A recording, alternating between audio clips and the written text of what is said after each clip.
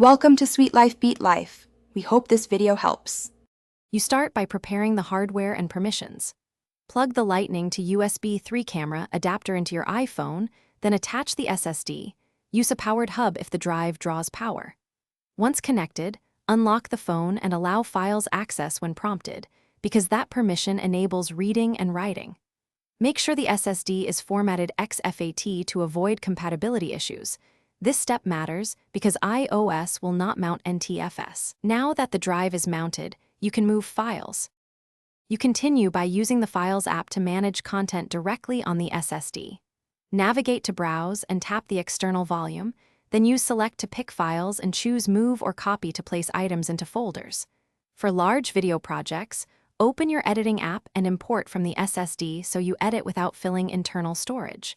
Make sure to keep files in organized folders. This reduces app indexing delays. Once done transferring, check file integrity by opening a few items to confirm successful copies. You finish by safely unmounting and addressing common issues. Close the Files app, wait until the SSD stops spinning or activity lights go off, then remove the adapter.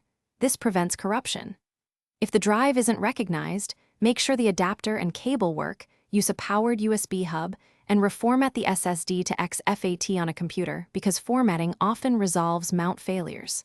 Finally, keep iOS updated. Firmware patches improve external drive support and stability for future use. Thanks for watching. Consider subscribing if we helped you.